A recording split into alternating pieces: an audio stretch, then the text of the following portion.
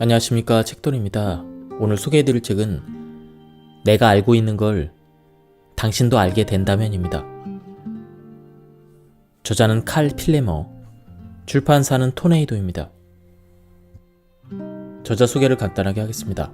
칼 필레머, 미국 코넬 대학교에 몸담고 있는 칼 필레머 교수는 최고의 사회학자이자 인간 생태학 분야의 최고 권위자이다.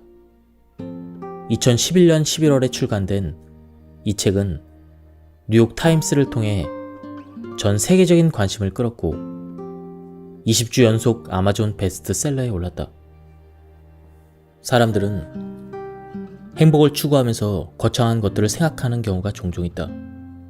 집을 사고, 배우자를 만나고, 아이를 낳고, 새 직장을 구하고, 더 많은 돈을 벌고 하는 것들 말이다.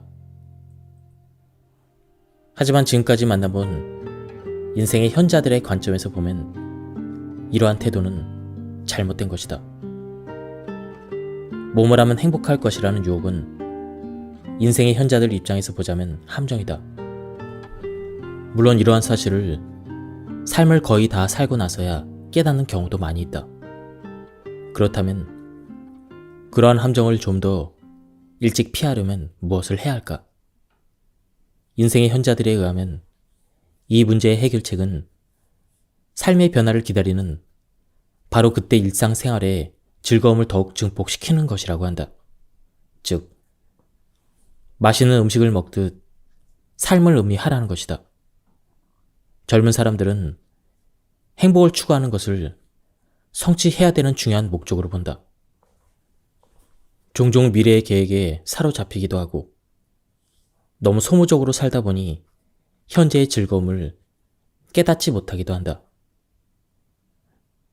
시간이 얼마 남지 않았기에 인생의 현자들은 순간에 온 마음을 기울이고 즐거움을 발견하며 살고 있다.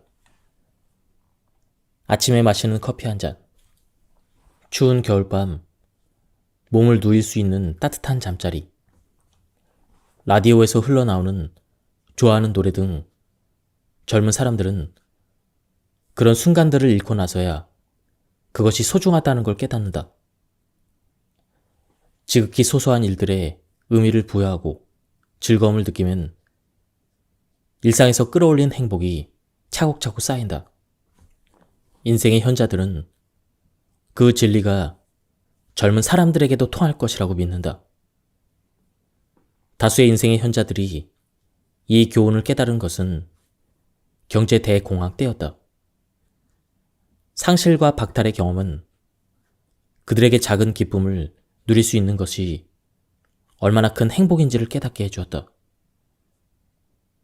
우리에게 필요한 것과 욕망하는 것들은 점점 거대해져서 이제 기쁨을 느끼려면 어마어마하게 많은 것들이 필요하게 되었다. 하지만 인생의 현자들은 대부분 작은 기쁨을 음미하는 법을 배우며 자랐다. 현명하게 싸우는 법. 첫째, 논쟁을 하다가 문제가 생기면 함께 집 밖으로 나와라. 게리 슈버는 의견이 맞지 않는 상황일 때 장소를 바꾸면 소통하는 데 도움이 된다고 말한다. 문제를 해결하기 위해서는 지속적으로 노력을 해야 된다네. 때로는 집을 벗어나면 해결할 수 없을 것 같던 문제에 대해서 더 편하게 이야기하게 될 때가 있더군. 집에 있으면 문제가 진행 중인 그 장소에 계속 있는 셈이잖아. 그럴 때는 이야기를 할 수 있는 다른 곳으로 가는 거야. 공원도 좋고 카페도 좋고 다른 곳도 상관없어. 둘째, 먼저 화를 풀 방법을 찾아라. 그리고 나서 이야기하라. 와킨스는 글을 쓰는 것이 갈등을 완화하고 문제에 대해서 올바르게 논의하는 능력을 길러준다는 사실을 깨달았다. 정말로 화가 많이 났을 때는 잠시 화를 누르고 앉아서 남편에게 장문의 편지를 쓰곤 해. 다음날 편지를 읽어보고 버릴지언정 일단 글을 쓴다는 건 꽤 괜찮은 방법이야. 내 안에 쌓인 것들을 배출할 수 있으니까. 배출하는 방법에는 여러 가지가 있겠지만 내 경우에는 글을 쓰는 게 도움이 되더라고. 맥키온 씨는 화가 나면 충동적으로 대처하지 말고 일단 한 걸음 물러서서 지켜보라고 충고한다. 맥키온의 독특한 해결책도 들어보자. 상대에게 고함을 치기 전에 스스로 화를 푸는 방법을 먼저 생각해 봐야 돼.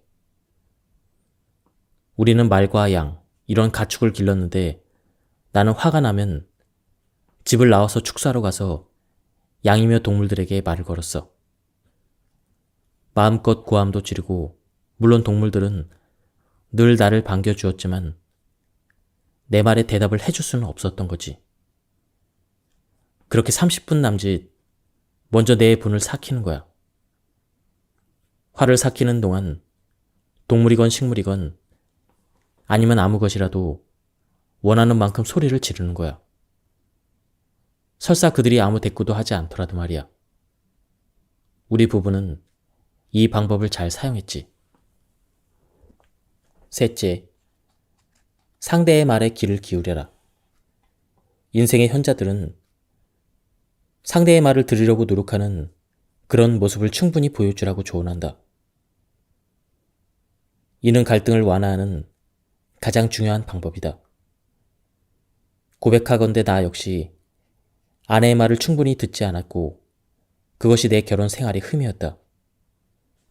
그래서 나는 의식적으로 아내의 말에 귀를 기울이려고 노력을 했고 큰 효과가 있었다.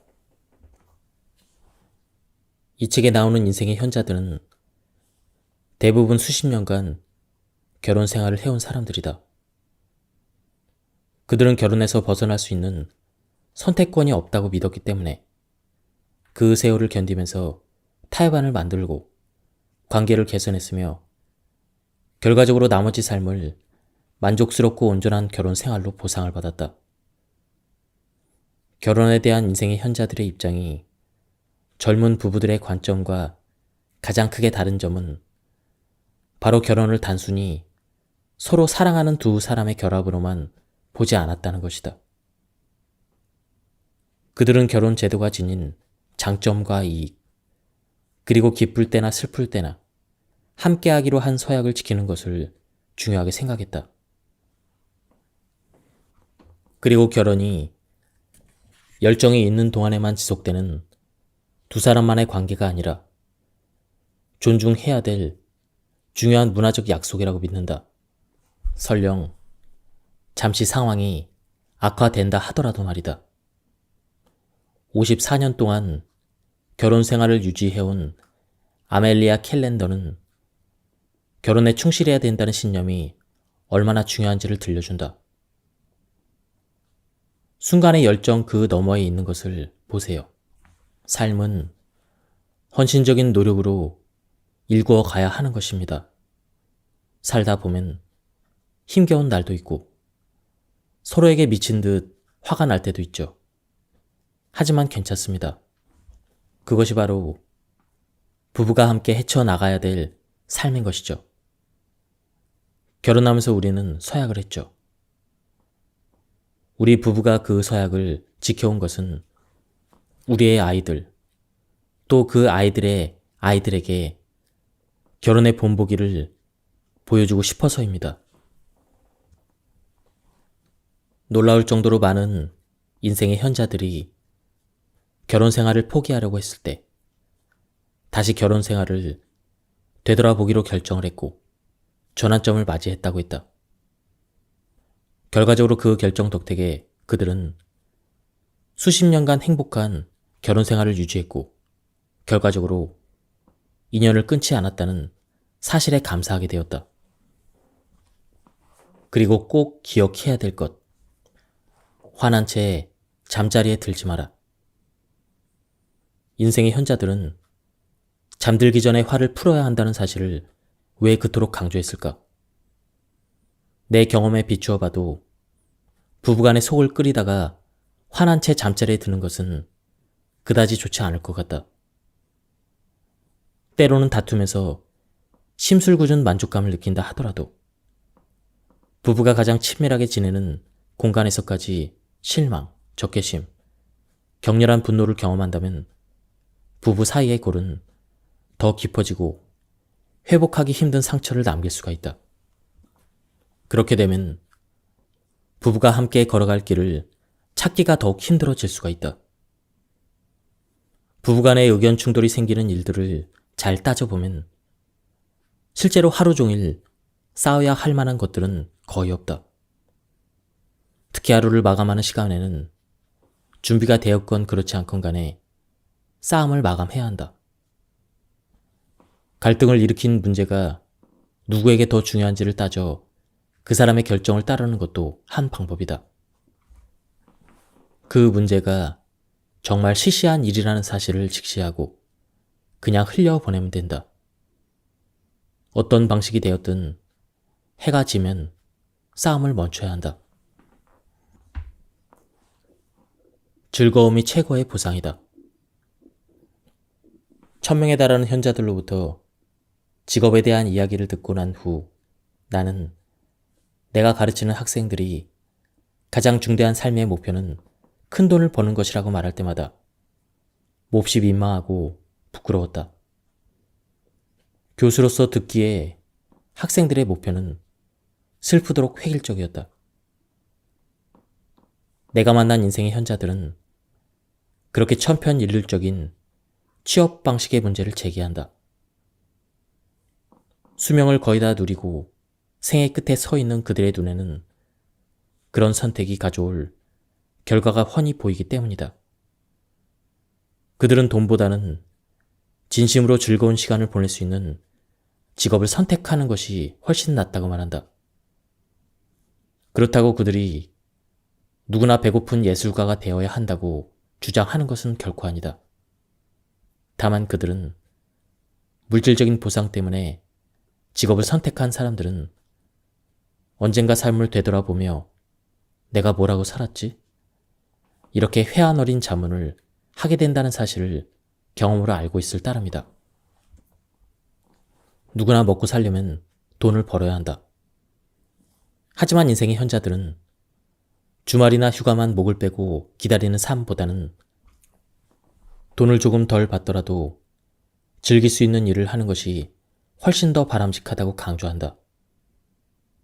그리고 좋아하는 일을 하려면 조금 부족하게 사는 것을 감수해야 하며 이는 지극히 당연한 것이라고 거듭 말한다. 어떤 인생의 현자들은 시간과 돈 사이의 균형을 잘 맞춰야 한다고 충고한다. 돈에 연연하지 않는다면 파트타임 일을 하면서 진정으로 중요한 것을 누릴 수도 있다. 어느 날 갑자기 일하는 시간이 줄어들고 여가 시간이 늘었다고 상상해보자. 내가 만난 인생의 현자들 중에는 생활비를 확 줄이고 집은 구매를 하는 대신 월세를 얻고 남들을 따라하느라 사들이던 값비싼 물건들을 사지 않고 살기로 결정한 사람들도 있다. 인생의 현자들의 충고는 분명하다. 하고 싶은 다른 일이 있는데 수입이 줄어들까봐 걱정이 된다 해도 일단 하고 싶은 일을 하라는 것이다. 여기에 필요한 방법까지 세세하게 알려주는 책은 없다. 하지만 잘 따져보자. 20대부터 일을 한다면 40년 혹은 그 이상을 하루에 8시간 이상 1년에 48주를 일해야 한다.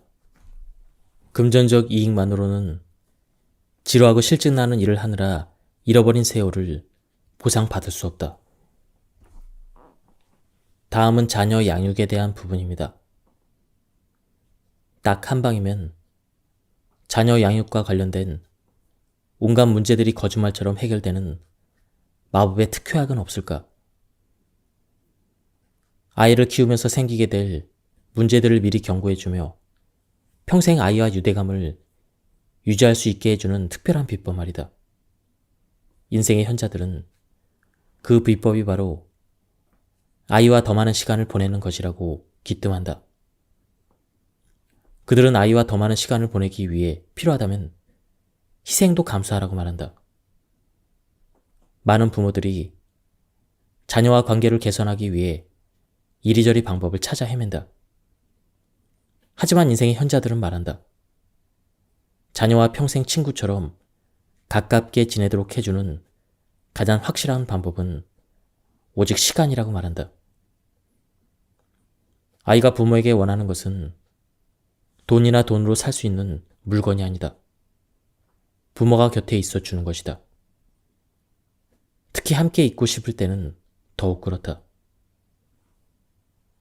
가족을 부양하느라 밤낮으로 일하는 부모라면 선택의 여지가 없을지도 모른다. 하지만 좀 더 비싼 물건을 사고 휴가를 좀 더 즐기기 위해 일에 빠져 지낸다면 시간을 잘못 사용하는 것이다. 훗날 가장 후회스러운 것이 있다면 바로 아이들과 더 많은 시간을 보내지 못한 것이라고 인생의 현자들은 입을 모아 말한다. 그리고 아이들 역시 부모님과 더 많은 시간을 보내지 못한 것을 후회한다. 사춘기 자녀를 둔 부모들이 자녀들이 자신들과 도통 시간을 보내지 않는다고 하며 불평하는 경우를 자주 본다. 그런데 상당수의 부모들이 뭔가 잘못 알고 있다. 실제로 아이들은 부모와 함께 시간을 보내는 것을 싫어하지 않는다. 다만 부모가 무언가 함께 하자고 명령하는 것이 문제이다. 대안은 있다. 관심이 있건 없건 자녀의 관심사를 함께 하는 것이다. 나는 상당히 일찍부터 이 전략을 이용했다. 물론 쉽지만은 않았다. 나는 남자 형제만 셋인데 지금은 한나와 사라, 딸만 둘뿐인 아버지다. 솔직하게 말하자면 두 딸들이 나와 함께하길 원했던 것들 중 대부분은 도대체 왜 그것을 하고 싶은지 도통 알 수 없는 것들이었다. 하지만 나는 일찌감치 아이들이 나와 함께하고 싶은 것들이 있으면 기꺼이 하리라 마음먹었고 그것이 무엇이든 나도 관심을 가져보기로 결심했다. 예컨대 쇼핑이 그중 하나이다. 몇 년 동안 나는 뉴욕에 갈 일이 있을 때마다 딸들과 함께 갔다. 다른 부모들이라면 억지로라도 딸들을 박물관에 데려갔을지도 모른다. 나는 대신 딸들이 원하는 대로 신발 가게를 수십 군데나 돌아다녔다. 옷가게나 액세서리 가게도 셀 수 없이 다녔다. 그런데 딸들과 함께 보내던 그 시간의 대가는 실로 헤아릴 수 없을 만큼 어마어마했다. 내가 딸들과 함께한 것은 어떤 행위가 아니라 바로 시간이다. 우리는 시간을 나눈 것이다. 따지고 보면 그리 긴 시간도 아니었다. 일과 중에 생긴 자투리 시간이거나 어쩌다가 갖게 된 짧은 휴식 시간이 다였다. 그러나 그 시간에 딸들과 나는 대화를 나누고 신뢰를 쌓고 공감대를 형성했다. 그러면서 진정한 소통의 기적을 맛보기도 했다.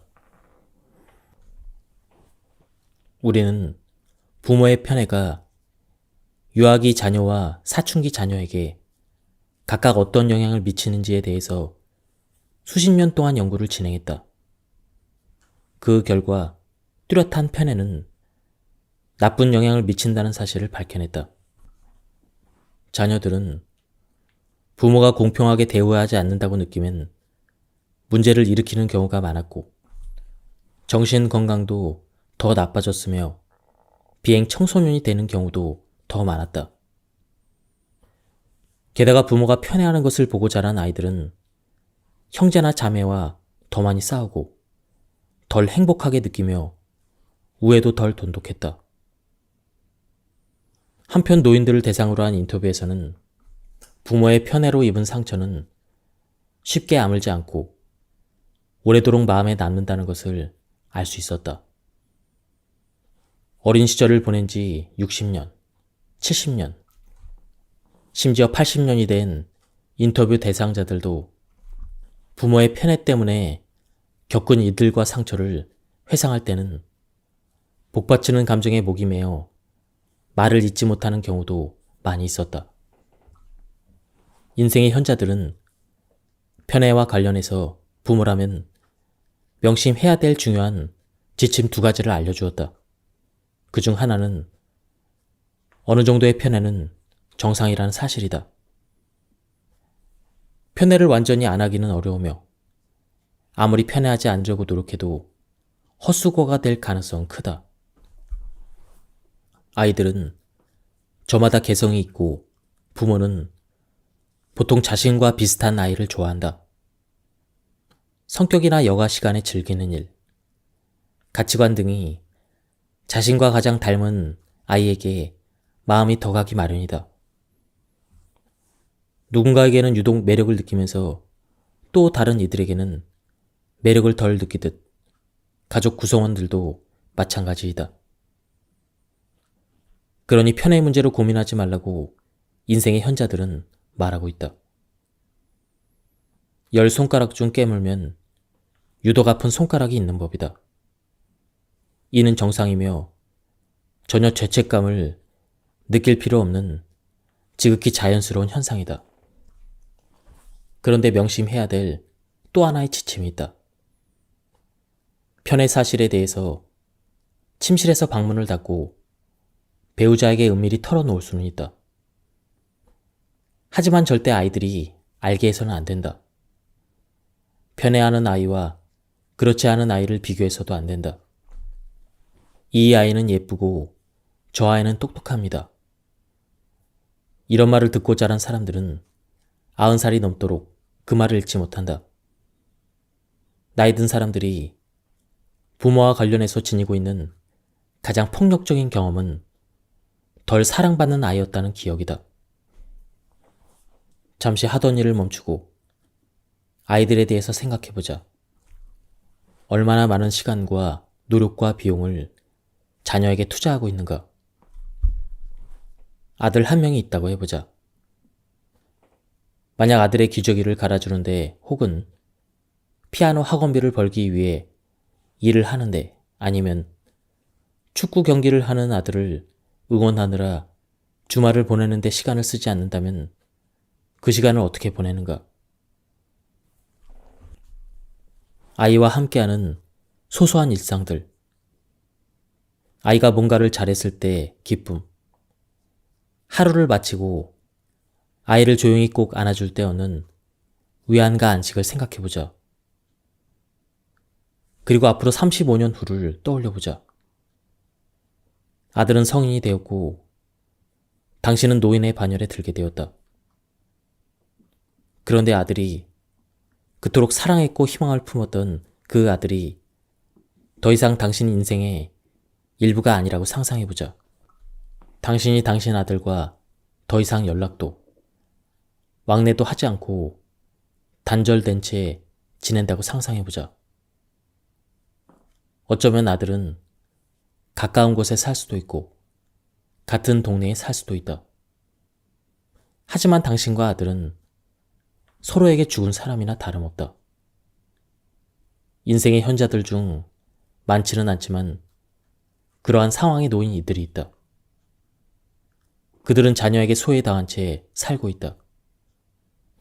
그들과 자녀 사이의 골은 너무 깊어서 다시는 회복될 수 없는 것처럼 보인다. 내가 만났던 노인들 중 가장 슬퍼 보이는 이들이 바로 이런 상황에 처한 사람들이다.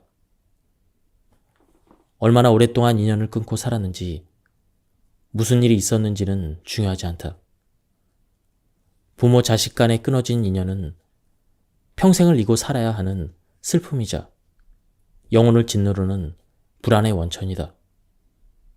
단 한 명이라도 관계가 망가진 자녀가 있으면 나머지 다른 자녀들과의 관계가 아무리 따스하고 좋다고 해도 슬픔과 불안이 덜어지지 않는다. 그렇게 잃어버린 한 명의 자녀가 있거나 증오심이 남아있는 자녀를 둔 이들은 미완의 숙제를 둔 것처럼 혹은 가슴 한편이 떨어져 나간 것 같은 허전함을 안고 살아간다. 노알간의 인생의 현자들이 전해주는 메시지는 늙는다는 걸 걱정하느라 쓸데없이 시간을 낭비하지 말라는 것이다. 그들은 실제 노인이 된다는 것은 젊어서 생각했던 것과는 완전히 다른 일이라고 말한다. 상상과 실제는 어떻게 다를까? 나는 수많은 노인들로부터 삶을 충만하게 만들어줄 두 가지 지혜를 얻었다. 첫째, 인생의 현자들 중 대다수가 노년의 삶에 대해서 평온함, 존재의 가벼움, 고요하고 평화로운 일상 등 긍정적인 말로 표현했다. 그리고 나는 세실 램킨과 함께 봄날의 오후를 보내면서 내 눈으로 그 평안함을 직접 보았다. 다른 많은 인생의 현자들과 마찬가지로 세실은 노인이 된 후로 상실의 아픔은 있었지만 완전함, 포용, 소소한 것들에 기뻐할 줄 아는 마음을 얻었다. 그냥 단순히 어른이 아니라 노인이 되고 보니 모든 것들이 더 명확해지더군. 내 딸한테도 말했어. 내 삶에서 그 어느 때보다도 지금이 가장 행복하다고 말이야. 나도 내가 왜 지금이 더 행복한지를 줄곧 생각했지. 많은 생각이 들더라고. 우선 젊어서는 그토록 중요했던 일들이 이젠 그리 대단치 않아졌어. 그리고 널 지고 살아온 책임감도 더 이상 느낄 필요도 없고, 난 책임감이 꽤 강한 사람이었는데 지금은 책임질 일이 별로 없지. 애들이 이제 자기 삶을 알아서 책임지고 있으니까. 그 애들이 뭘 하든지 다 자신들의 몫이지. 잘 하리라 믿어. 늘 옳은 결정을 내릴 거라는 말이 아니라 자신들의 삶을 잘 이끌어갈 거라는 뜻이지. 손주들도 괜찮을 거고. 아주 책임감이 강한 애들이지. 그 아이들이 참 자랑스러워. 그리고 나는 아직 내 집에서 살고 있잖아. 이 집은 여름이면 정말 근사해. 여름이 되면 난 밖에서 살지. 가족들이나 친구들이 오면 휴가 온 기분도 내지. 비단 세실만 특이하게 겪는 일이 아니다. 80대에서 90대 인생의 현자들이라면 나이 드는 것을 심각하게 여기고 두려워하는 젊은이들에게 한 가지 사실만큼은 분명하게 말해줄 것이다. 잊어버리라고. 대부분의 노인들에게 나이 든다는 것은 삶에서 가장 놀라운 사건이다. 노년이 생각했던 것보다 더 큰 기회와 만족을 주는 시기이기 때문이다. 그리고 이는 인종이나 경제력 등과 상관없이 대부분의 노인들이 느끼는 감정이다. 내가 두 번째로 놀랐던 것은 인생의 현자들이 나이 드는 것을 하나의 탐험으로 여기고 있다는 점이다. 그들에게도 나이 먹는다는 것은 미지의 영역이며 출세와 양육, 책임이라고 하는 분명한 삶의 지도가 있던 중년과는 달리 지도조차 없는 세계로 들어가는 과정이라는 사실을 인정한다. 하지만 많은 인생의 현자들이 나이를 먹는다는 것은 새로운 기회와 경험해보지 못한 색다른 관심사들이 가득한 신천지를 탐험하는 기분이라고 설명했다. 그들에게 나이 들면 쇠락의 시간이 아니라 모험이다. 많은 사람들이 질병에 대해서 말하면 흔히 죽음부터 떠올린다. 그래서 세상이 다 아는 건강 관련 상식이나 주변 사람들의 잔소리에 콧방귀를 뀌는지도 모르겠다. 나는 건강에 해로운 습관을 가진 사람들이 죽음을 운운하며 자신의 습관을 정당화하는 모습을 적지 않게 보았다. 내 주변의 비만이거나 흡연자, 혹은 운동을 전혀 하지 않는 사람들은 이런 말을 하곤 한다. 어차피 천년만년 살 것도 아닌데 몇 년 더 살면 그만이지. 지금 좋아하는 걸 하면서 살 거야. 인생의 현자들은 이러한 태도는 잘못이라고 말한다. 한 가지 사실을 간과했기 때문이다. 건강에 해로운 짓을 한다고 해서 일찍 죽는 것이 아니라 몇 년, 혹은 몇십 년을 만성 질병으로 고통받을 수 있다는 사실이다. 담배를 피우는 사람, 과식을 하는 사람, 종일 꼼짝 않고 TV만 보는 사람 중 대다수는 자신에게 닥칠 최악의 상황이 어느 날 갑자기 죽는 것이라고 지나치게 아니란 생각을 하는 경우가 많이 있다. 하지만 현실적으로 그렇게 쉽게 죽는 경우는 드물다.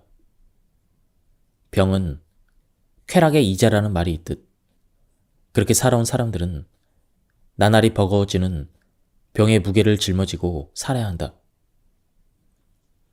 장모님의 이야기로 다시 돌아가 보자. 장모님은 60세에 수많은 합병증을 유발하는 당뇨병을 얻었다. 몇 년 후에는 유방암이 발생했고 폐기종이 생겼으며 신부전증 진단도 받게 되었다. 합병증이 생기면서 장모님의 몸무게는 더욱 늘었고 체중이 점점 몸에 부담을 주었다. 하지만 그중 어떤 병도 장모님을 갑작스러운 죽음에 이르게 하지는 않았다. 장모님은 결국 82세의 폐암으로 세상을 떠났다. 장모님은 마지막 20년을 만성 질병들을 앓으며 산 것이다. 활동적인 분이었지만 사회 활동과 여행은 물론 하다못해 일상생활까지 마음대로 할 수 없는 끔찍한 노년을 보냈다. 인생의 현자들은 지금 건강관리를 어떻게 하느냐가 미래의 삶에 결정적인 영향을 준다는 데 동의한다. 하지만 얼마나 오래 사느냐가 아니라 어떻게 살 것인가에 초점을 맞춰야 한다. 60세 정도가 되면 그때부터 평균적으로 20년을 더 산다. 걱정해야 될 것은 그 20년 동안의 삶의 질이다. 인생의 현자들이 강조하는 것이 바로 이것이다. 죽음은 생각하지 말고 할 문제가 아니다. 젊은 나이에 삶의 방식을 바꿔야 한다. 더 오래 살기 위해서가 아니라 더 나은 70대, 80대 혹은 그 이유를 위해서이다. 나이와 싸우지 마라.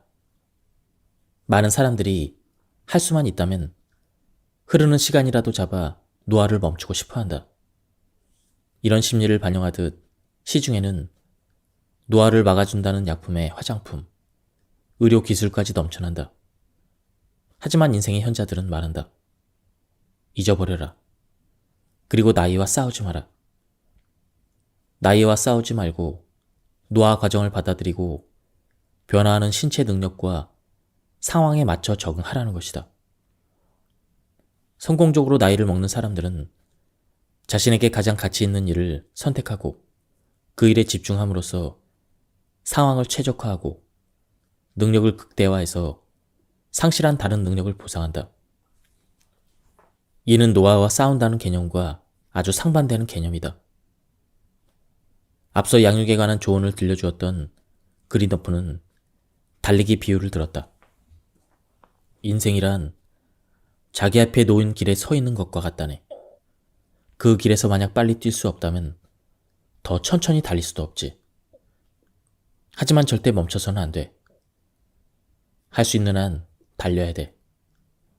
물론 어느 정도 한계가 있다는 사실은 인정해야 될지도 몰라. 그럴 때는 그냥 이렇게 생각하는 거야.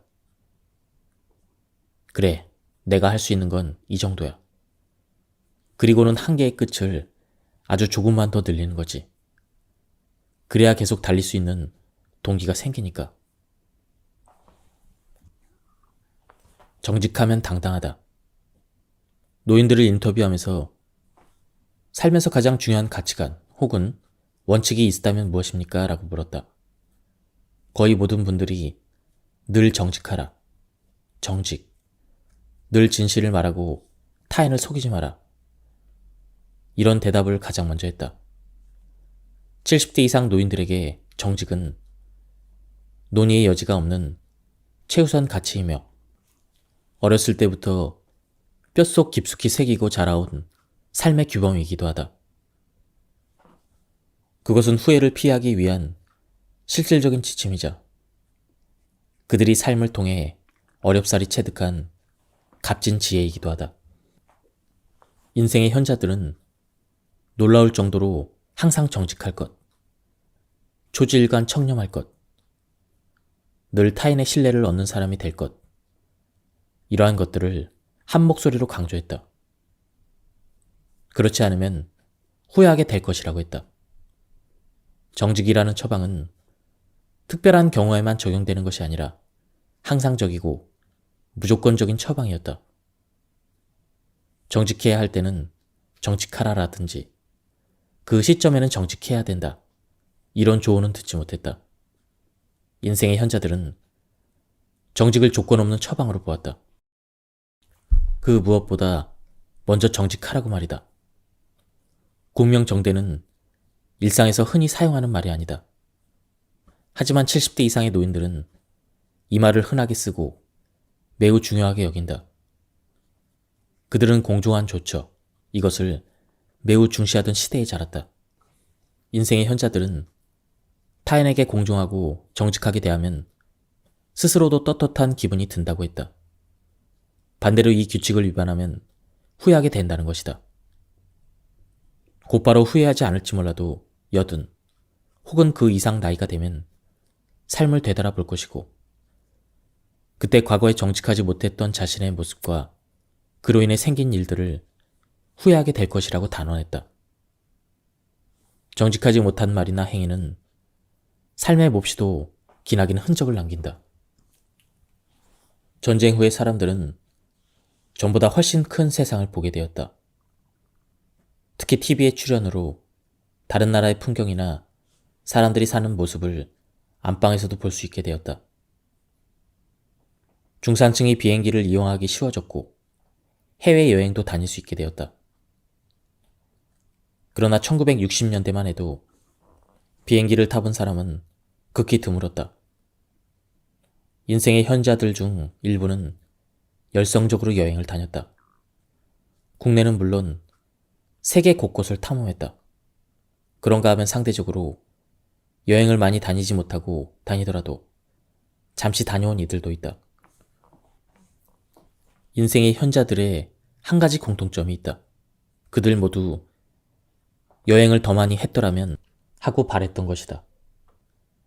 삶의 마지막에 서 있는 인생의 현자들은 하나같이 여행에 큰 의미를 두었다. 인생의 현자들은 단 한 가지 중요한 진실, 즉 인생은 짧다는 것을 말하기 위해 아주 다양한 표현과 비유를 사용했다. 뼛속까지 깊숙이 알고 있는 어떤 사실이나 해답을 누군가에게 알려주고자 애를 써보지만 듣는 이는 관심은커녕 오히려 반감을 표현하기까지 해서 안타까운 마음이 들 때가 있다. 10대들을 대할 때 이런 느낌을 흔히 경험한다. 삶의 행로가 한눈에 내려다 보이는 생의 마지막 고갯마루에서 인생의 현자들은 절박한 소리로 말한다. 인생은 매우 짧다는 것이다. 어찌됐든 거의 모든 인생의 현자들이 삶의 끝에서 서보니 인생이 숨이 차일 정도로 빠르게 지나가며 나이가 들수록 그 속도는 더 빨라진다고 말한다. 아마도 인생의 현자들이 시간을 흥청망청 낭비하는 젊은이들을 보면 물을 펑펑 쓰는 도시 사람들을 보는 사막 사람들의 심정이 되지 않았을까? 얼마나 오래 사느냐는 상관없이 인생은 짧다. 그 사실을 깊이 깨달은 사람이든 그렇지 못한 사람이든 삶을 잘 살아내는 비법은 한 가지다. 주어진 나날을 최대한 활용하는 것이다. 카르페 디엠. 라틴어인 카르페 디엠은 흔히 현재를 잡아라 이렇게 번역되지만 원래 하루를 수확하라라는 의미에 더 가깝다. 인생의 현자들이 말하고자 하는 그것이 바로 이것이다. 우리가 매일 수확하지 않아서 잃는 기쁨, 즐거움, 사랑, 아름다움들이 무수히 많다는 의미이다. 사람들이 저지르는 가장 흔한 실수는 삶의 즐거움들, 살아있다는 그 자체의 기쁨을 누리지 않고 있다는 것이다. 많은 인생의 현자들이 탈무드의 격언을 인용했다. 우리는 즐기지 못한 모든 주어진 기쁨들에 책임을 져야 할 것이다. 현재 이 순간을 붙잡는 것이 얼마나 중요한지, 그리고 그것이 인생을 얼마나 크게 바꾸는지를 깨달은 인생의 현자들도 매우 많이 있다. 지금까지 이 책에 대한 리뷰를 모두 마쳤습니다. 이 책은 뒤로 갈수록 내용이 좋았습니다. 이 책은 인생을 오랫동안 살아온 천병의 현자들에게 듣는 인생의 30가지 지혜를 모아온 책입니다.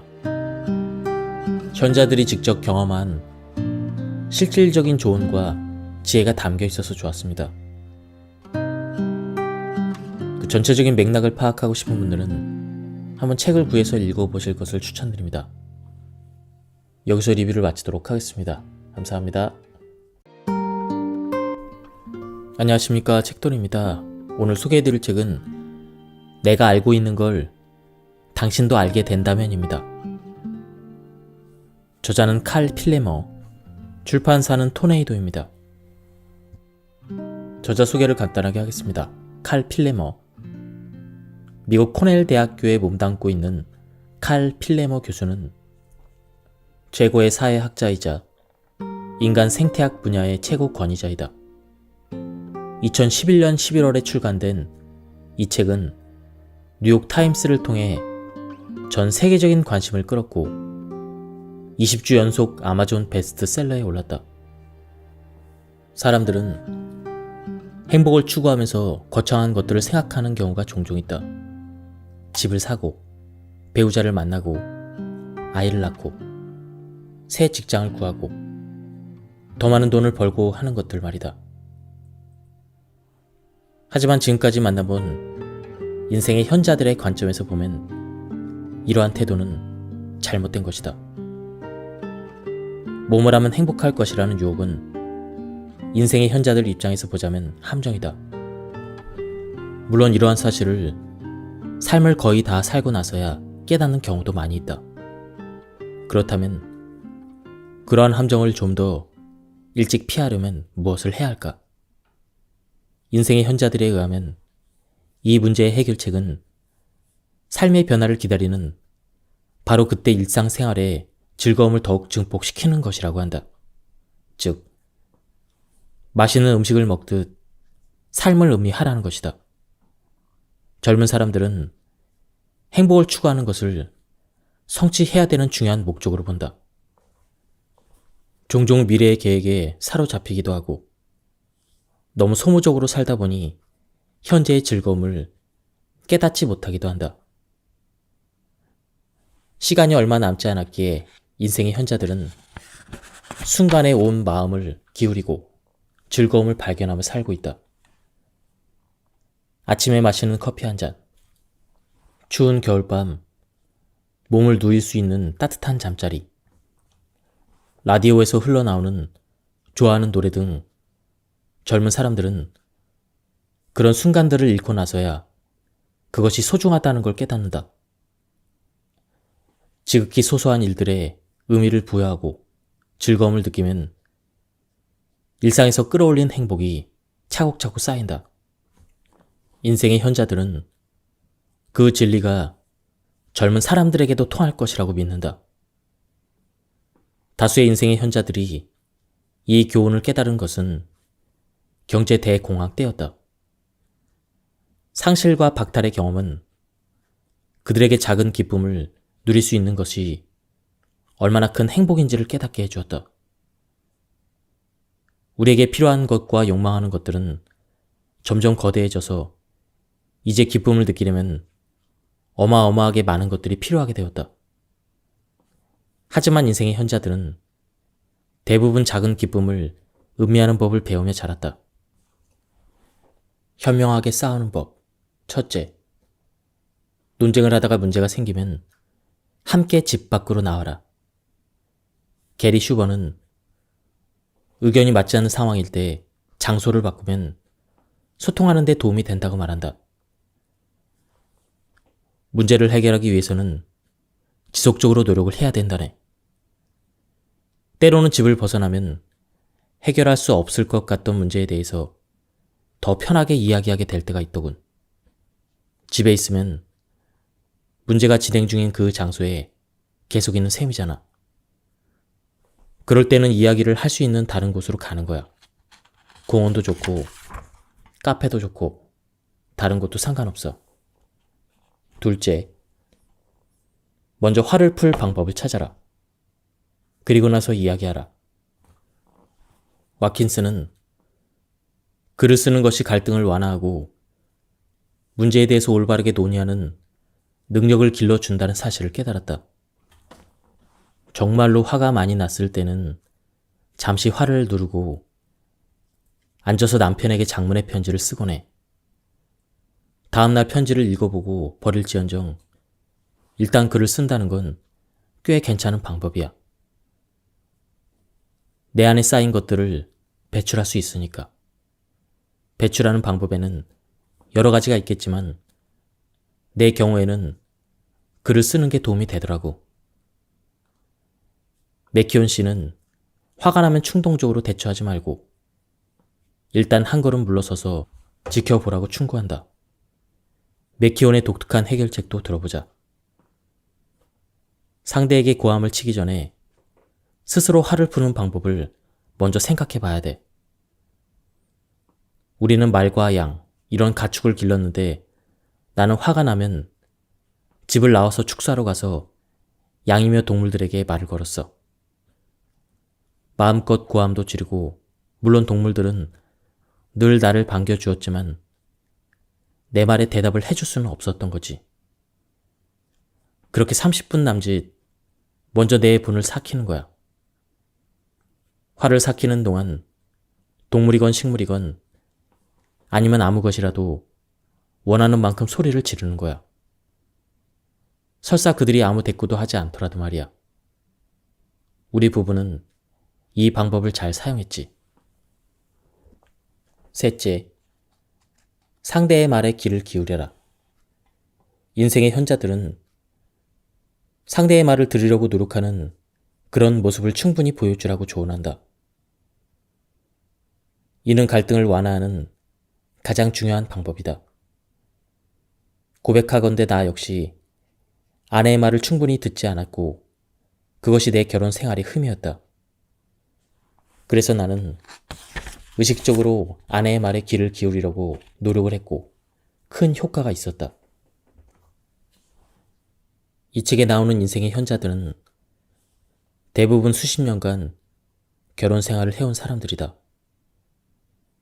그들은 결혼에서 벗어날 수 있는 선택권이 없다고 믿었기 때문에 그 세월을 견디면서 타협안을 만들고 관계를 개선했으며 결과적으로 나머지 삶을 만족스럽고 온전한 결혼 생활로 보상을 받았다. 결혼에 대한 인생의 현자들의 입장이 젊은 부부들의 관점과 가장 크게 다른 점은 바로 결혼을 단순히 서로 사랑하는 두 사람의 결합으로만 보지 않았다는 것이다. 그들은 결혼 제도가 지닌 장점과 이익, 그리고 기쁠 때나 슬플 때나 함께하기로 한 서약을 지키는 것을 중요하게 생각했다. 그리고 결혼이 열정이 있는 동안에만 지속되는 두 사람만의 관계가 아니라 존중해야 될 중요한 문화적 약속이라고 믿는다. 설령 잠시 상황이 악화된다 하더라도 말이다. 54년 동안 결혼 생활을 유지해온 아멜리아 캘렌더는 결혼에 충실해야 된다는 신념이 얼마나 중요한지를 들려준다. 순간의 열정 그 너머에 있는 것을 보세요. 삶은 헌신적인 노력으로 일구어 가야 하는 것입니다. 살다 보면 힘겨운 날도 있고 서로에게 미친 듯 화가 날 때도 있죠. 하지만 괜찮습니다. 그것이 바로 부부가 함께 헤쳐나가야 될 삶인 것이죠. 결혼하면서 우리는 서약을 했죠. 우리 부부가 그 서약을 지켜온 것은 우리의 아이들, 또 그 아이들의 아이들에게 결혼의 본보기를 보여주고 싶어서입니다. 놀라울 정도로 많은 인생의 현자들이 결혼 생활을 포기하려고 했을 때 다시 결혼 생활을 되돌아보기로 결정을 했고 전환점을 맞이했다고 했다. 결과적으로 그 결정 덕택에 그들은 수십 년간 행복한 결혼 생활을 유지했고 결과적으로 인연을 끊지 않았다는 사실에 감사하게 되었다. 그리고 꼭 기억해야 될 것. 화난 채 잠자리에 들지 마라. 인생의 현자들은 잠들기 전에 화를 풀어야 한다는 사실을 왜 그토록 강조했을까? 내 경험에 비추어 봐도 부부간의 속을 끓이다가 화난 채 잠자리에 드는 것은 그다지 좋지 않을 것 같다. 때로는 다투면서 심술궂은 만족감을 느낀다 하더라도 부부가 가장 친밀하게 지내는 공간에서까지 실망, 적개심, 격렬한 분노를 경험한다면 부부 사이의 골은 더 깊어지고 회복하기 힘든 상처를 남길 수가 있다. 그렇게 되면 부부가 함께 걸어갈 길을 찾기가 더욱 힘들어질 수가 있다. 부부간의 의견 충돌이 생기는 일들을 잘 따져보면 실제로 하루 종일 싸워야 할 만한 것들은 거의 없다. 특히 하루를 마감하는 시간에는 준비가 되었건 그렇지 않건 간에 싸움을 마감해야 한다. 갈등을 일으킨 문제가 누구에게 더 중요한지를 따져 그 사람의 결정을 따르는 것도 한 방법이다. 그 문제가 정말 시시한 일이라는 사실을 직시하고 그냥 흘려보내면 된다. 어떤 방식이 되었든 해가 지면 싸움을 멈춰야 한다. 즐거움이 최고의 보상이다. 1000명에 달하는 현자들로부터 직업에 대한 이야기를 듣고 난 후 나는 내가 가르치는 학생들이 가장 중대한 삶의 목표는 큰 돈을 버는 것이라고 말할 때마다 몹시 민망하고 부끄러웠다. 교수로서 듣기에 학생들의 목표는 슬프도록 획일적이었다. 내가 만난 인생의 현자들은 그렇게 천편일률적인 취업 방식의 문제를 제기한다. 수명을 거의 다 누리고 생애 끝에 서 있는 그들의 눈에는 그런 선택이 가져올 결과가 훤히 보이기 때문이다. 그들은 돈보다는 진심으로 즐거운 시간을 보낼 수 있는 직업을 선택하는 것이 훨씬 낫다고 말한다. 그렇다고 그들이 누구나 배고픈 예술가가 되어야 한다고 주장하는 것은 결코 아니다. 다만 그들은 물질적인 보상 때문에 직업을 선택한 사람들은 언젠가 삶을 되돌아보며 내가 뭐라고 살았지? 이렇게 회한 어린 자문을 하게 된다는 사실을 경험으로 알고 있을 따름이다. 누구나 먹고 살려면 돈을 벌어야 한다. 하지만 인생의 현자들은 주말이나 휴가만 목을 빼고 기다리는 삶보다는 돈을 조금 덜 받더라도 즐길 수 있는 일을 하는 것이 훨씬 더 바람직하다고 강조한다. 그리고 좋아하는 일을 하려면 조금 부족하게 사는 것을 감수해야 하며 이는 지극히 당연한 것이라고 거듭 말한다. 어떤 인생의 현자들은 시간과 돈 사이의 균형을 잘 맞춰야 한다고 충고한다. 돈에 연연하지 않는다면 파트타임 일을 하면서 진정으로 중요한 것을 누릴 수도 있다. 어느 날 갑자기 일하는 시간이 줄어들고 여가 시간이 늘었다고 상상해보자. 내가 만난 인생의 현자들 중에는 생활비를 확 줄이고 집은 구매를 하는 대신 월세를 얻고 남들을 따라하느라 사들이던 값비싼 물건들을 사지 않고 살기로 결정한 사람들도 있다. 인생의 현자들의 충고는 분명하다. 하고 싶은 다른 일이 있는데 수입이 줄어들까봐 걱정이 된다 해도 일단 하고 싶은 일을 하라는 것이다. 여기에 필요한 방법까지 세세하게 알려주는 책은 없다. 하지만 잘 따져보자. 20대부터 일을 한다면 40년, 혹은 그 이상을 하루에 8시간 이상, 1년에 48주를 일해야 한다. 금전적 이익만으로는 지루하고 실증나는 일을 하느라 잃어버린 세월을 보상받을 수 없다. 다음은 자녀 양육에 대한 부분입니다. 딱 한 방이면 자녀 양육과 관련된 온갖 문제들이 거짓말처럼 해결되는 마법의 특효약은 없을까? 아이를 키우면서 생기게 될 문제들을 미리 경고해주며 평생 아이와 유대감을 유지할 수 있게 해주는 특별한 비법 말이다. 인생의 현자들은 그 비법이 바로 아이와 더 많은 시간을 보내는 것이라고 기뜸한다. 그들은 아이와 더 많은 시간을 보내기 위해 필요하다면 희생도 감수하라고 말한다. 많은 부모들이 자녀와 관계를 개선하기 위해 이리저리 방법을 찾아 헤맨다. 하지만 인생의 현자들은 말한다. 자녀와 평생 친구처럼 가깝게 지내도록 해주는 가장 확실한 방법은 오직 시간이라고 말한다. 아이가 부모에게 원하는 것은 돈이나 돈으로 살 수 있는 물건이 아니다. 부모가 곁에 있어 주는 것이다. 특히 함께 있고 싶을 때는 더욱 그렇다. 가족을 부양하느라 밤낮으로 일하는 부모라면 선택의 여지가 없을지도 모른다. 하지만 좀 더 비싼 물건을 사고 휴가를 좀 더 즐기기 위해 일에 빠져 지낸다면 시간을 잘못 사용하는 것이다. 훗날 가장 후회스러운 것이 있다면 바로 아이들과 더 많은 시간을 보내지 못한 것이라고 인생의 현자들은 입을 모아 말한다. 그리고 아이들 역시 부모님과 더 많은 시간을 보내지 못한 것을 후회한다.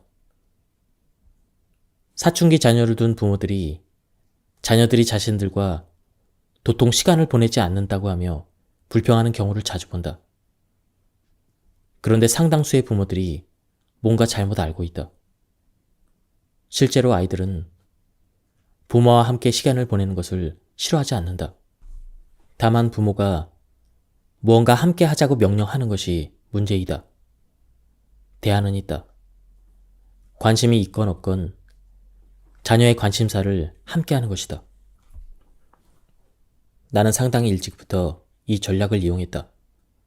물론 쉽지만은 않았다. 나는 남자 형제만 셋인데 지금은 한나와 사라, 딸만 둘뿐인 아버지다. 솔직하게 말하자면 두 딸들이 나와 함께하길 원했던 것들 중 대부분은 도대체 왜 그것을 하고 싶은지 도통 알 수 없는 것들이었다. 하지만 나는 일찌감치 아이들이 나와 함께하고 싶은 것들이 있으면 기꺼이 하리라 마음먹었고 그것이 무엇이든 나도 관심을 가져보기로 결심했다. 예컨대 쇼핑이 그중 하나이다. 몇 년 동안 나는 뉴욕에 갈 일이 있을 때마다 딸들과 함께 갔다. 다른 부모들이라면 억지로라도 딸들을 박물관에 데려갔을지도 모른다. 나는 대신 딸들이 원하는 대로 신발 가게를 수십 군데나 돌아다녔다. 옷가게나 액세서리 가게도 셀 수 없이 다녔다. 그런데 딸들과 함께 보내던 그 시간의 대가는 실로 헤아릴 수 없을 만큼 어마어마했다. 내가 딸들과 함께한 것은 어떤 행위가 아니라 바로 시간이다. 우리는 시간을 나눈 것이다. 따지고 보면 그리 긴 시간도 아니었다. 일과 중에 생긴 자투리 시간이거나 어쩌다가 갖게 된 짧은 휴식 시간이 다였다. 그러나 그 시간에 딸들과 나는 대화를 나누고 신뢰를 쌓고 공감대를 형성했다. 그러면서 진정한 소통의 기적을 맛보기도 했다. 우리는 부모의 편애가 유아기 자녀와 사춘기 자녀에게 각각 어떤 영향을 미치는지에 대해서 수십 년 동안 연구를 진행했다. 그 결과 뚜렷한 편애는 나쁜 영향을 미친다는 사실을 밝혀냈다. 자녀들은 부모가 공평하게 대우하지 않는다고 느끼면 문제를 일으키는 경우가 많았고 정신 건강도 더 나빠졌으며 비행 청소년이 되는 경우도 더 많았다. 게다가 부모가 편애하는 것을 보고 자란 아이들은 형제나 자매와 더 많이 싸우고 덜 행복하게 느끼며 우애도 덜 돈독했다.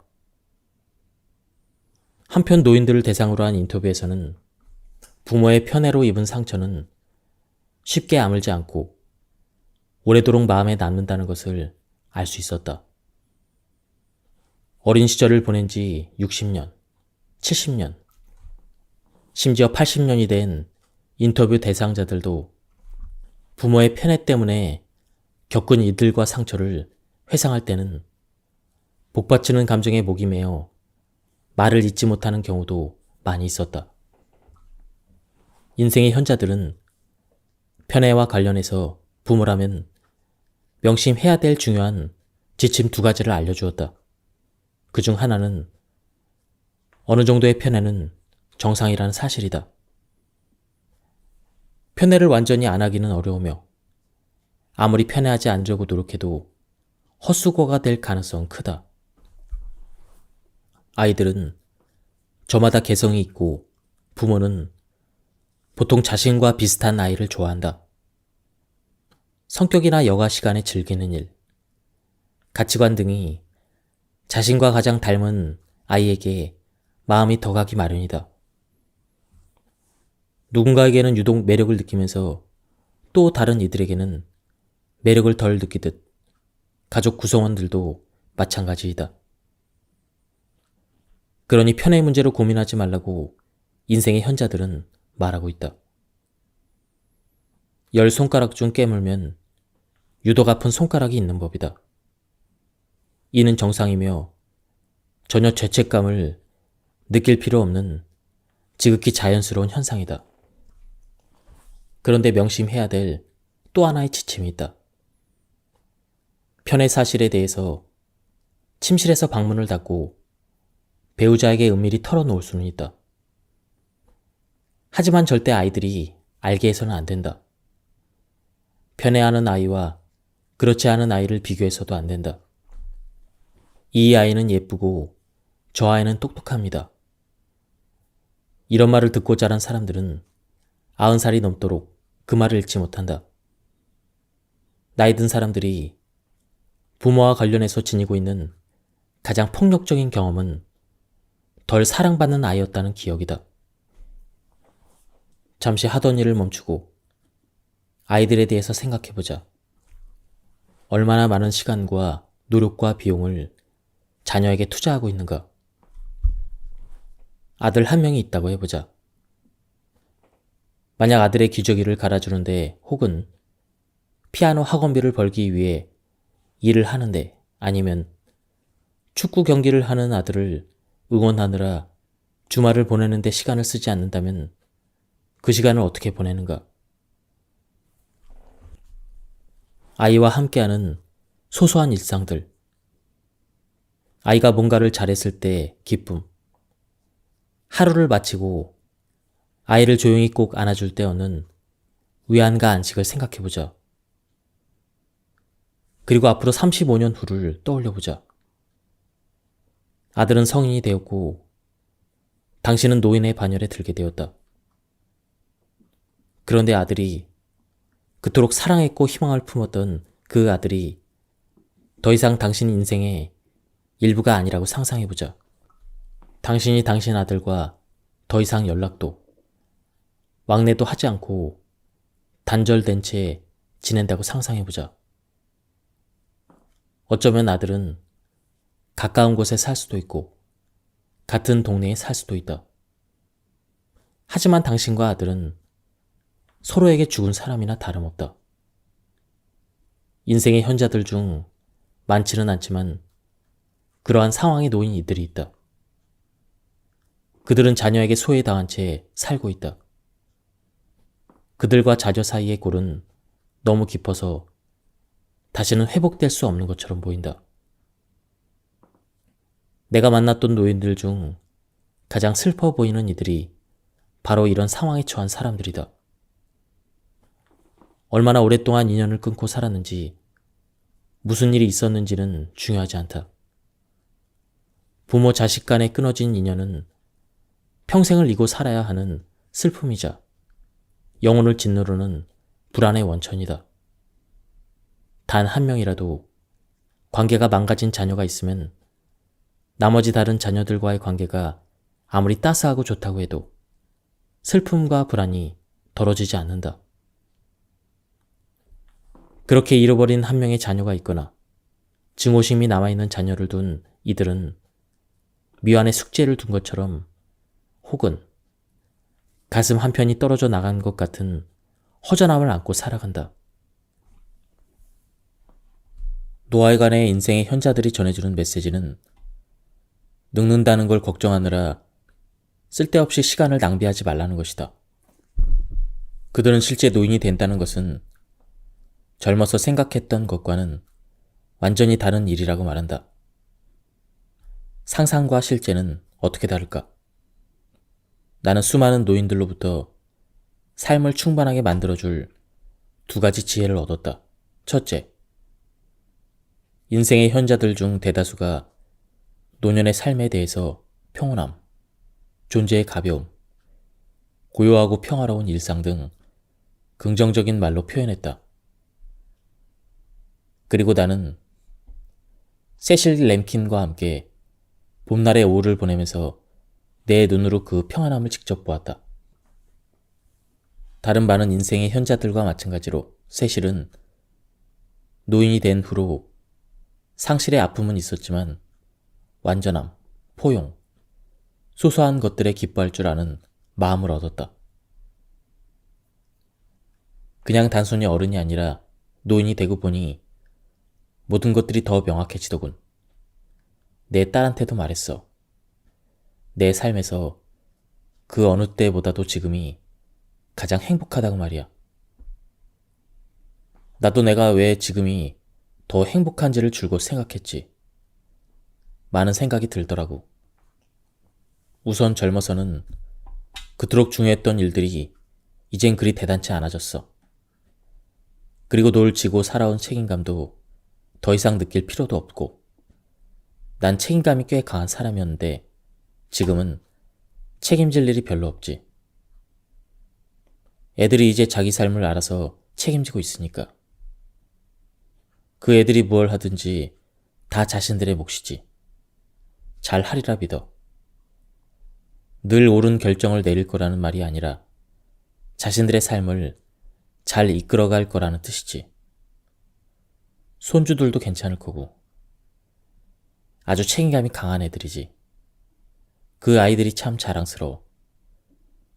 그리고 나는 아직 내 집에서 살고 있잖아.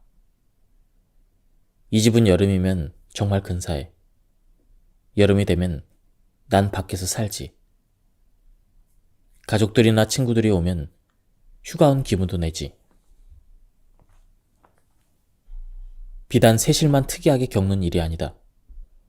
80대에서 90대 인생의 현자들이라면 나이 드는 것을 심각하게 여기고 두려워하는 젊은이들에게 한 가지 사실만큼은 분명하게 말해줄 것이다. 잊어버리라고. 대부분의 노인들에게 나이 든다는 것은 삶에서 가장 놀라운 사건이다.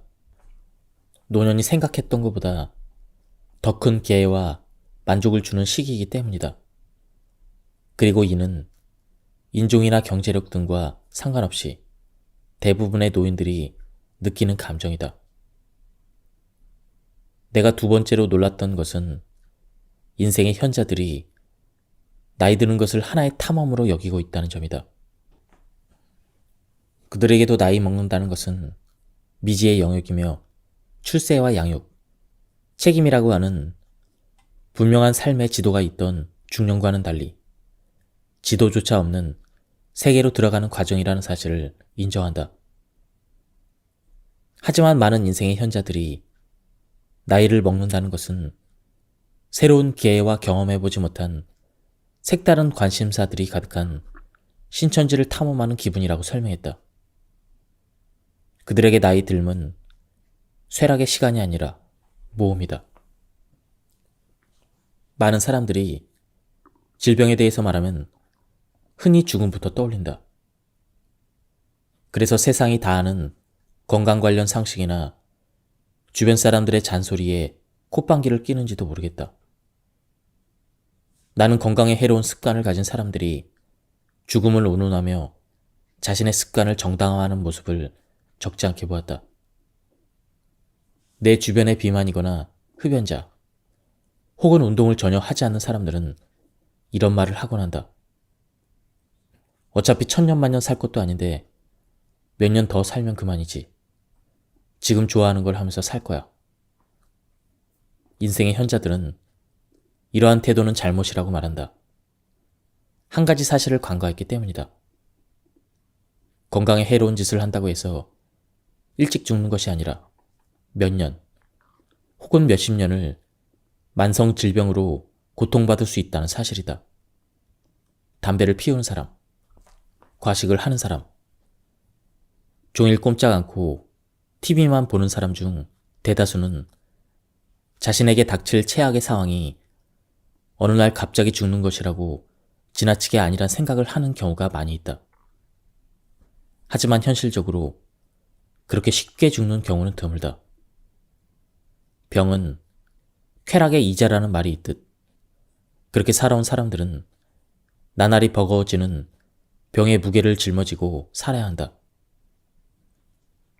장모님의 이야기로 다시 돌아가 보자. 장모님은 60세에 수많은 합병증을 유발하는 당뇨병을 얻었다. 몇 년 후에는 유방암이 발생했고 폐기종이 생겼으며 신부전증 진단도 받게 되었다.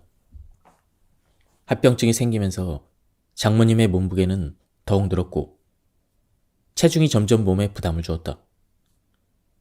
하지만 그중 어떤 병도 장모님을 갑작스러운 죽음에 이르게 하지는 않았다. 장모님은 결국 82세의 폐암으로 세상을 떠났다. 장모님은 마지막 20년을 만성 질병들을 앓으며 산 것이다. 활동적인 분이었지만 사회 활동과 여행은 물론 하다못해 일상생활까지 마음대로 할 수 없는 끔찍한 노년을 보냈다. 인생의 현자들은 지금 건강관리를 어떻게 하느냐가 미래의 삶에 결정적인 영향을 준다는 데 동의한다. 하지만 얼마나 오래 사느냐가 아니라 어떻게 살 것인가에 초점을 맞춰야 한다. 60세 정도가 되면 그때부터 평균적으로 20년을 더 산다. 걱정해야 될 것은 그 20년 동안의 삶의 질이다. 인생의 현자들이 강조하는 것이 바로 이것이다. 죽음은 생각하지 말고 할 문제가 아니다. 젊은 나이의 삶의 방식을 바꿔야 한다. 더 오래 살기 위해서가 아니라 더 나은 70대, 80대, 혹은 그 이유를 위해서이다. 나이와 싸우지 마라. 많은 사람들이 할 수만 있다면 흐르는 시간이라도 잡아 노화를 멈추고 싶어 한다. 이런 심리를 반영하듯 시중에는 노화를 막아준다는 약품의 화장품, 의료 기술까지 넘쳐난다. 하지만 인생의 현자들은 말한다. 잊어버려라. 그리고 나이와 싸우지 마라. 나이와 싸우지 말고 노화 과정을 받아들이고 변화하는 신체 능력과 상황에 맞춰 적응하라는 것이다. 성공적으로 나이를 먹는 사람들은 자신에게 가장 가치 있는 일을 선택하고 그 일에 집중함으로써 상황을 최적화하고 능력을 극대화해서 상실한 다른 능력을 보상한다. 이는 노화와 싸운다는 개념과 아주 상반되는 개념이다. 앞서 양육에 관한 조언을 들려주었던 그린더프는 달리기 비유를 들었다. 인생이란 자기 앞에 놓인 길에 서 있는 것과 같다네. 그 길에서 만약 빨리 뛸 수 없다면 더 천천히 달릴 수도 없지. 하지만 절대 멈춰서는 안 돼. 할 수 있는 한 달려야 돼. 물론 어느 정도 한계가 있다는 사실은 인정해야 될지도 몰라. 그럴 때는 그냥 이렇게 생각하는 거야. 그래, 내가 할 수 있는 건 이 정도야. 그리고는 한계의 끝을 아주 조금만 더 늘리는 거지. 그래야 계속 달릴 수 있는 동기가 생기니까. 정직하면 당당하다. 노인들을 인터뷰하면서 살면서 가장 중요한 가치관 혹은 원칙이 있다면 무엇입니까? 라고 물었다. 거의 모든 분들이 늘 정직하라. 정직. 늘 진실을 말하고 타인을 속이지 마라. 이런 대답을 가장 먼저 했다. 70대 이상 노인들에게 정직은 논의의 여지가 없는 최우선 가치이며 어렸을 때부터 뼛속 깊숙이 새기고 자라온 삶의 규범이기도 하다. 그것은 후회를 피하기 위한 실질적인 지침이자 그들이 삶을 통해 어렵사리 체득한 값진 지혜이기도 하다. 인생의 현자들은 놀라울 정도로 항상 정직할 것, 초지일관 청렴할 것, 늘 타인의 신뢰를 얻는 사람이 될 것, 이러한 것들을 한 목소리로 강조했다. 그렇지 않으면 후회하게 될 것이라고 했다. 정직이라는 처방은 특별한 경우에만 적용되는 것이 아니라 항상적이고 무조건적인 처방이었다. 정직해야 할 때는 정직하라라든지 그 시점에는 정직해야 된다. 이런 조언은 듣지 못했다. 인생의 현자들은 정직을 조건 없는 처방으로 보았다.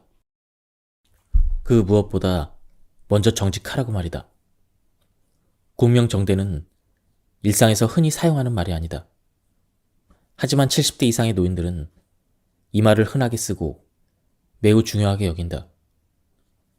그들은 공정한 조처, 이것을 매우 중시하던 시대에 자랐다.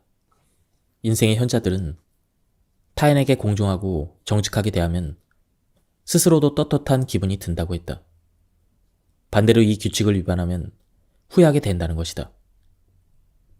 곧바로 후회하지 않을지 몰라도 80 혹은 그 이상 나이가 되면 삶을 되돌아볼 것이고 그때 과거에 정직하지 못했던 자신의 모습과 그로 인해 생긴 일들을 후회하게 될 것이라고 단언했다.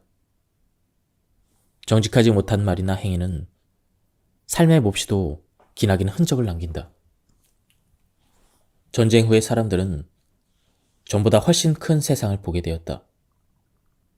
특히 TV의 출연으로 다른 나라의 풍경이나 사람들이 사는 모습을 안방에서도 볼 수 있게 되었다. 중산층이 비행기를 이용하기 쉬워졌고 해외여행도 다닐 수 있게 되었다. 그러나 1960년대만 해도 비행기를 타본 사람은 극히 드물었다. 인생의 현자들 중 일부는 열성적으로 여행을 다녔다. 국내는 물론 세계 곳곳을 탐험했다. 그런가 하면 상대적으로 여행을 많이 다니지 못하고 다니더라도 잠시 다녀온 이들도 있다. 인생의 현자들의 한 가지 공통점이 있다. 그들 모두 여행을 더 많이 했더라면 하고 바랬던 것이다. 삶의 마지막에 서 있는 인생의 현자들은 하나같이 여행에 큰 의미를 두었다. 인생의 현자들은 단 한 가지 중요한 진실, 즉 인생은 짧다는 것을 말하기 위해 아주 다양한 표현과 비유를 사용했다. 뼛속까지 깊숙이 알고 있는 어떤 사실이나 해답을 누군가에게 알려주고자 애를 써보지만 듣는 이는 관심은커녕 오히려 반감을 표현하기까지 해서 안타까운 마음이 들 때가 있다. 10대들을 대할 때 이런 느낌을 흔히 경험한다. 삶의 행로가 한눈에 내려다 보이는 생의 마지막 고갯마루에서 인생의 현자들은 절박한 소리로 말한다. 인생은 매우 짧다는 것이다. 어찌됐든 거의 모든 인생의 현자들이 삶의 끝에서 서보니 인생이 숨이 차일 정도로 빠르게 지나가며 나이가 들수록 그 속도는 더 빨라진다고 말한다. 아마도 인생의 현자들이 시간을 흥청망청 낭비하는 젊은이들을 보면 물을 펑펑 쓰는 도시 사람들을 보는 사막 사람들의 심정이 되지 않았을까? 얼마나 오래 사느냐는 상관없이 인생은 짧다. 그 사실을 깊이 깨달은 사람이든 그렇지 못한 사람이든 삶을 잘 살아내는 비법은 한 가지다. 주어진 나날을 최대한 활용하는 것이다. 카르페 디엠. 라틴어인 카르페 디엠은 흔히 현재를 잡아라 이렇게 번역되지만 원래 하루를 수확하라라는 의미에 더 가깝다. 인생의 현자들이 말하고자 하는 그것이 바로 이것이다. 우리가 매일 수확하지 않아서 잃는 기쁨, 즐거움, 사랑, 아름다움들이 무수히 많다는 의미이다. 사람들이 저지르는 가장 흔한 실수는 삶의 즐거움들, 살아있다는 그 자체의 기쁨을 누리지 않고 있다는 것이다. 많은 인생의 현자들이 탈무드의 격언을 인용했다. 우리는 즐기지 못한 모든 주어진 기쁨들에 책임을 져야 할 것이다. 현재 이 순간을 붙잡는 것이 얼마나 중요한지, 그리고 그것이 인생을 얼마나 크게 바꾸는지를 깨달은 인생의 현자들도 매우 많이 있다. 지금까지 이 책에 대한 리뷰를 모두 마쳤습니다. 이 책은 뒤로 갈수록 내용이 좋았습니다. 이 책은 인생을 오랫동안 살아온 천병의 현자들에게 듣는 인생의 30가지 지혜를 모아온 책입니다. 현자들이 직접 경험한 실질적인 조언과 지혜가 담겨 있어서 좋았습니다. 그 전체적인 맥락을 파악하고 싶은 분들은 한번 책을 구해서 읽어보실 것을 추천드립니다. 여기서 리뷰를 마치도록 하겠습니다. 감사합니다.